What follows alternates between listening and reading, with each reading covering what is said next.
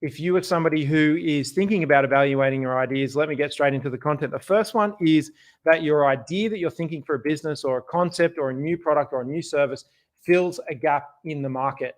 Now, it either fills a gap in the market because there is space for another player, so your product becomes an alternative.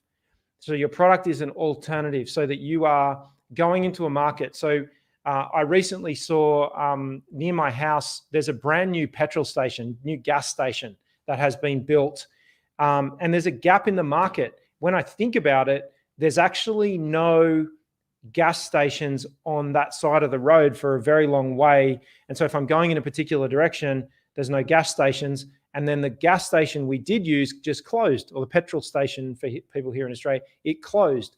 So what's been really interesting is that one closed for renovations, and right when one closed, a brand new one opened, and it looks like that brand new one is going to take all of the customers. So it's an alternative. So as a customer, what are some of your alternatives? If you buy coffee, there are alternative coffee shops. If you buy lunch or you go to restaurants, there's alternative restaurants. So does your idea fill a gap in the market, or it fills a gap because there is not currently a product? So there's actually a space in the market.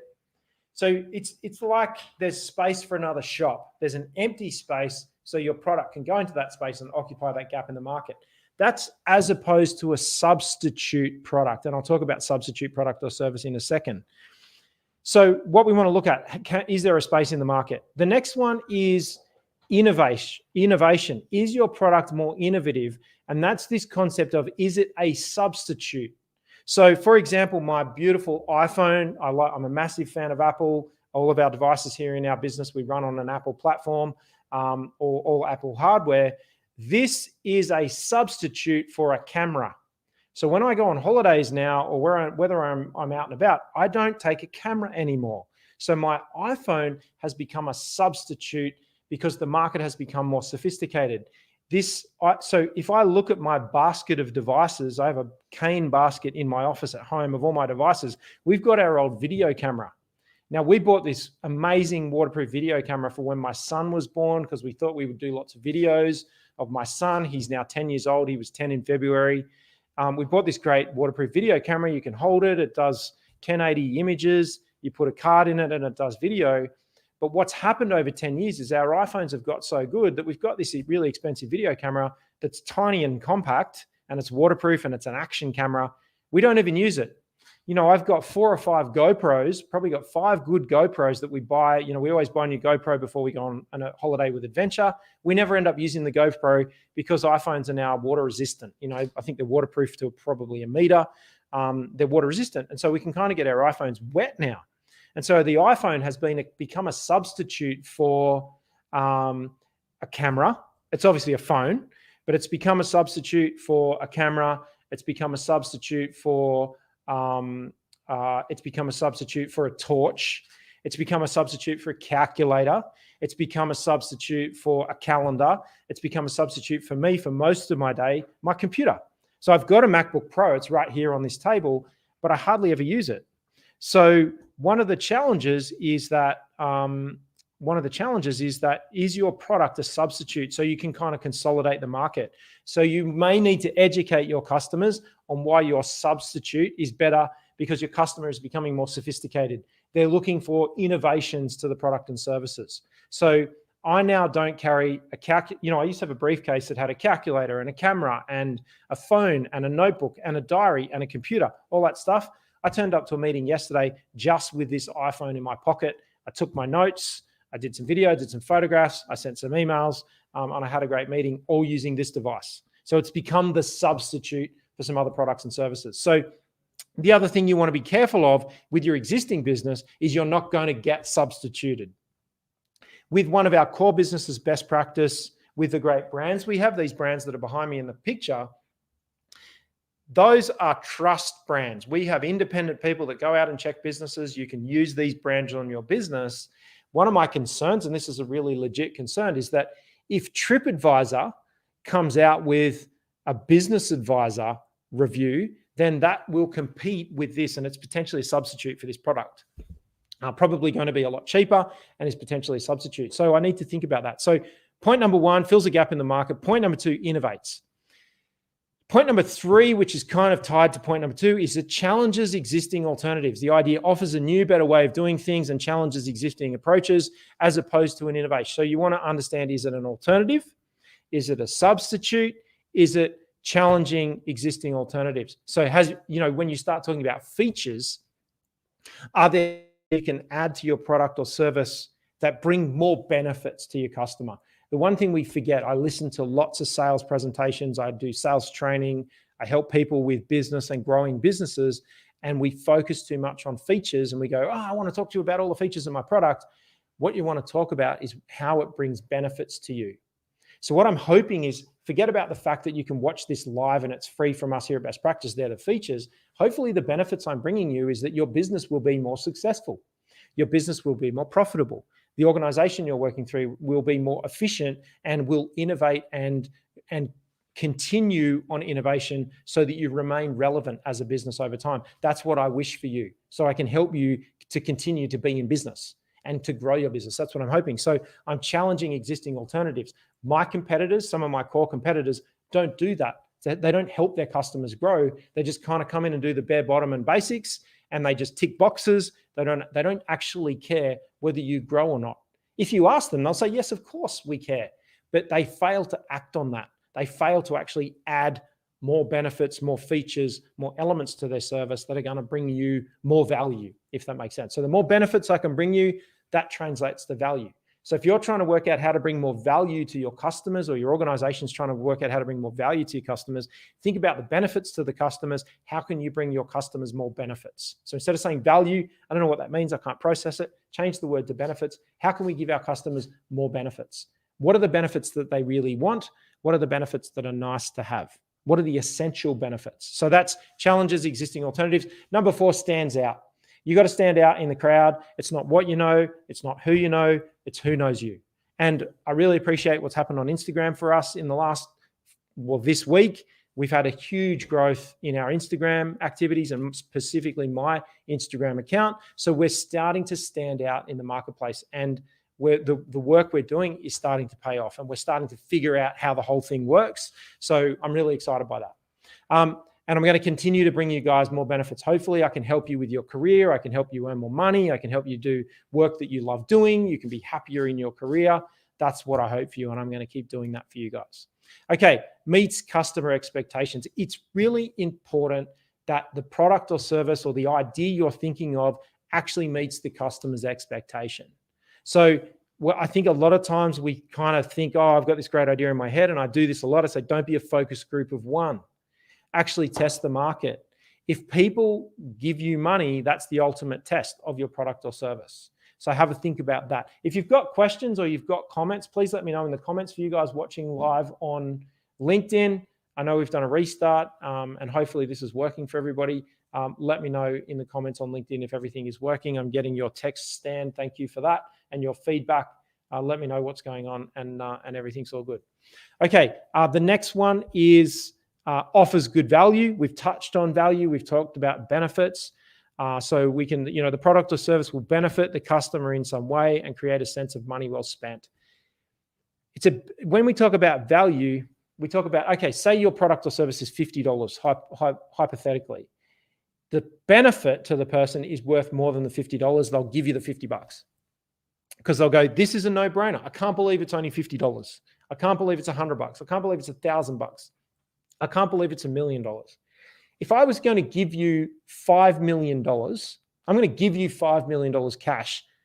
If you give me $1 million, I'll give you $5 million. You'd go, that's ridiculous. It's a no-brainer. I'm happy to give you $1 million. You'd go beg, borrow, steal $1 million to get $5 million. You'd borrow $1 million off someone to get the $5 million to pay back the $1 million. Your net result is $4 million. That's how business works. It's called arbitrage.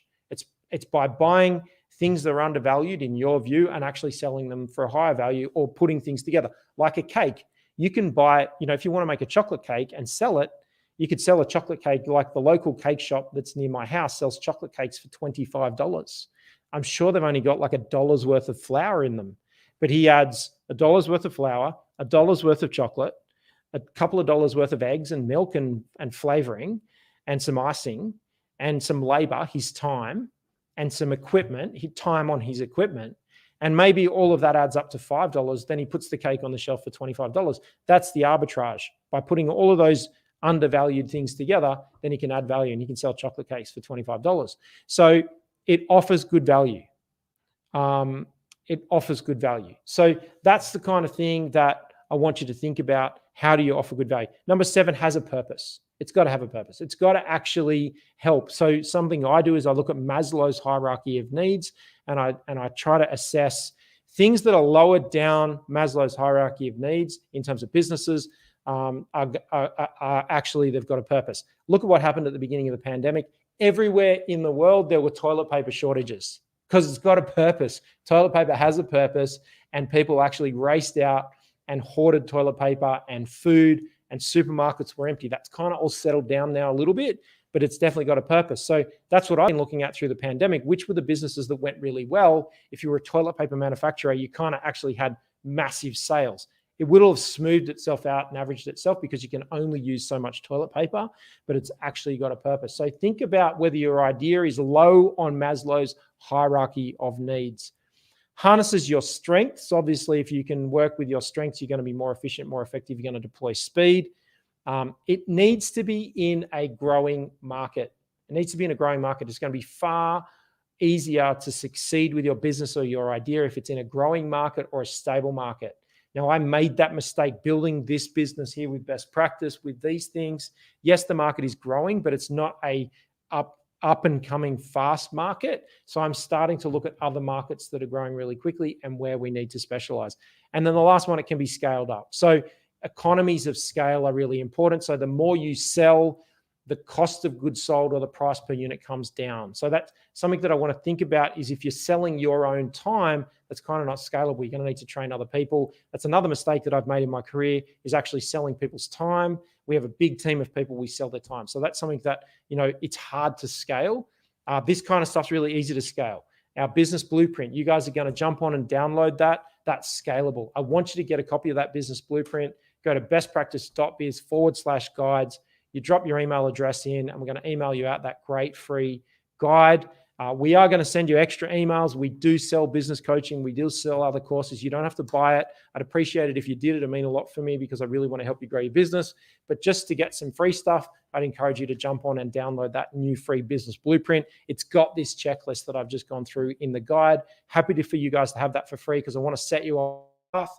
If you want our team to hold you accountable and you want to really accelerate the growth of your idea, you want to make sure it works, and you absolutely want to guarantee that you're going to make money, then it would be important to get our team of coaches and guides in from Next Practice. And that's part of what we want to do. I'm going to be launching in a couple of weeks' time a business growth course online.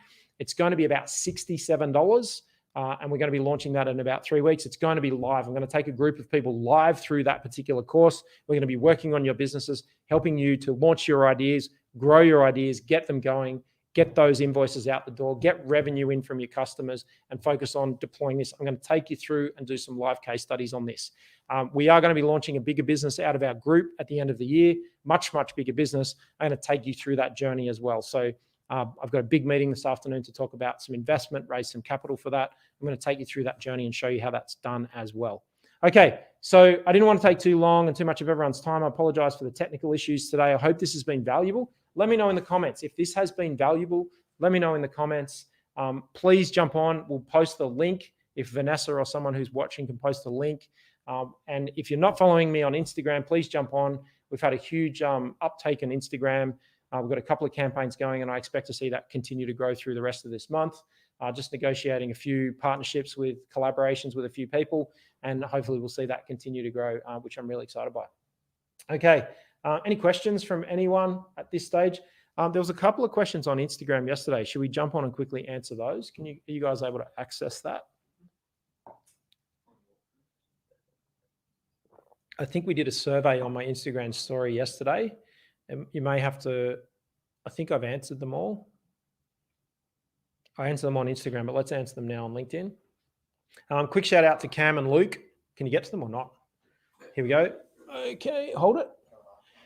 Okay, how do I know if my idea is too overdone, or if I'm entering a flooded market. So these are questions. We put a poll up on my Instagram story yesterday. That's a great way. If you watch the Instagram story, we'll put these polls up and answer these questions. I don't think you can ever overdo an idea. I think that is the signal that a market is becoming more sophisticated. So it's an opportunity to niche down in a market, go into a market that's already got people spending money, and then you're diverting the cash flow from the cash flow to a competitor, you're diverting it to you. I think as an entrepreneur, we fall into the trap of trying to find the idea that hasn't been done. But I've done that, and you've got to educate the market, and it's really expensive. So a much, much cheaper way is just enter the market that more clearly brings your customers the benefit they're looking for. What's the benefit that your customer, the main core benefit your customer is looking to get from your product or service, or from the product or service you're thinking about? Go straight at that. Now, with regards to flooded market, I love flooded markets because money is flowing. Customers are buying. They know what's going on. You just need to be the best in a flooded market. Look at burgers. Look at hamburgers. Look at McDonald's. They're killing it, continuing to kill it because it's a flooded market. Yes, there's people coming in and niching down and making boutique burgers. A good friend of mine makes deep fried, southern fried chicken burgers. He just makes southern fried chicken burgers. He also smokes brisket, and he makes smoked brisket burgers. That's his niche. That's his specialty. Really bad for you if you've got bad cholesterol, but he's niched down in that area. It's a flooded market. So he's chosen a niche. That's all he makes. And he makes great money focusing on that. Excellent. So yeah, keep looking out for the course. I appreciate that, Glenn. Good to have you watching this morning and on board. That business blueprint, it's free, sets up your online library here on the Best Practice Training Academy, where we serve all of the content. So I hope the guide's valuable. Let me know in the comments, and I'll take you guys through that live course. Okay, next one. I don't have much money, but I want to start a side hustle. Where should I start? It depends on whether you want to start a side hustle in a specific area. But what I would suggest is, if you just want to earn a bit of extra income, Luke is a great example here. Luke spends all weekend on Facebook Marketplace, and he looks for things that he knows will sell to his mates, and what his mates buy, he knows what his mates will pay for it. So he goes looking for things that are undervalued. Now, it's really hard to sell stuff. Sales is hard, and I know that, and I know some people find selling easy. I find it quite easy, but some people, I know they find it hard. That's feedback I've been given. And I know sometimes, particularly me on the weekends when I'm cleaning out the house, I just want to get rid of stuff for free. And I know there are buy, swap, sell Facebook groups. And if you can get stuff for free or really cheap out of buy, swap, sell Facebook groups, you can flip it and sell it on eBay for people that are physically looking for it. Some of these books are secondhand. So if people were throwing out these books, like at a book sale where the books are 5 cents, then put them up on eBay for $10.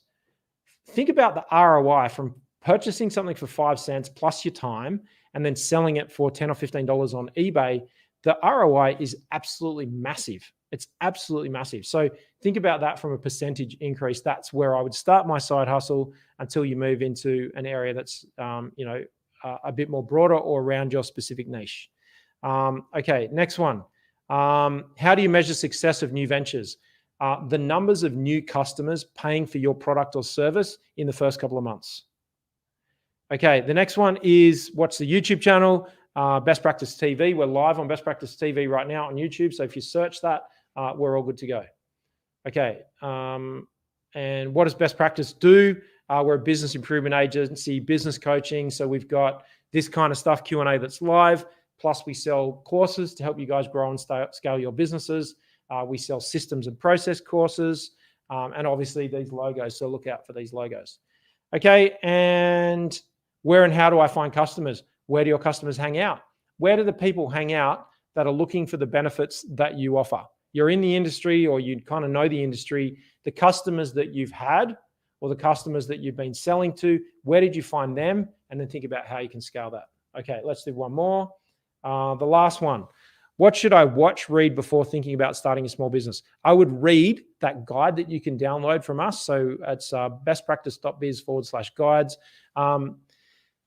Sales. Absolutely sales. So I think one of the most challenging things, if you can nail the psychology behind selling, buy as many and read as many sales books as you possibly can, watch as many sales videos as you possibly can, even if you're not responsible for sales and selling, I think that is a skill that not enough people value and pay attention to. And the highest income earners on this planet are all sellers. They're not lawyers, they're not doctors, they're not zoologists. They are people that are selling. They're buying and selling companies. They're buying and selling people. They're buying undervalued, people that are employed, and they're selling services and business. They're selling roles. So selling is probably the most important skill that you can learn, and master the art of selling. Even if you don't need to use it, you're going to be influencing people. So master the art of sales and influence. Okay. Thank you very much for that one. Thanks, Cam. Okay. So I think all the technical issues sorted themselves out. Good video. Good time recording this for you guys. I hope you enjoy the content.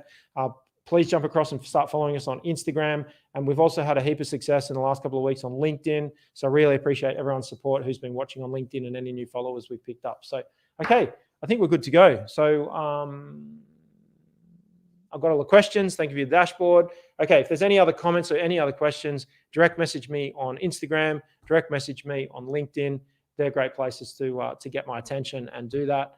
And if I don't see you on Instagram, and if I don't see you on LinkedIn, and if I don't see you on YouTube, and if I don't see you on TikTok, because those are all the places you can follow me if you like those platforms. If you don't see us on our website, and if you don't see me in the course, you'll definitely see me right here next time on Best Practice TV. Bye for now.